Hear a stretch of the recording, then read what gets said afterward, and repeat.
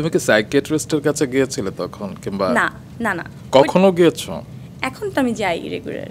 সেটা কিসের জন্য, যেটা বলছিলে যে হ্যাঁ, তোমার আমার প্যানিক বাচ্চাদের? হয় অনেক, প্রচণ্ড প্যানিক হয় এবং আমার মৃত্যু ভয় হয় অনেক, এবং যে কারণে আমি খুবই ডিসিপ্লিন একটা লাইফ লিড করার চেষ্টা করি এখন।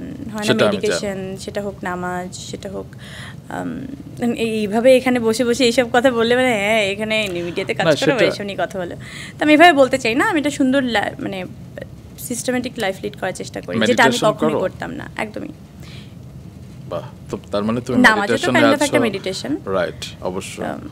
সেটা কিন্তু তোমার জীবন আচরণে এখন দেখলে বোঝা যায়, কারণ তুমি অনেক এখন গোছানো এবং তুমি এখন সব ধরনের কাজ করবার জন্য প্রস্তুত, সেটা ব্যবসা হোক, অভিনয় হোক, যে কোনো কিছু। এবং তোমাকে দেখলে মনে হয় you are very much happy right now. আগে আমি করতাম কিন্তু হুটহাট করে করতাম, চিন্তা ভাবনা করে করতাম না যেটা আমি কতটুকু কন্টিনিউ করতে পারবো অথবা পারবো কিনা, এটা আমি মাঝখান থেকে ছেড়ে দিব কিনা।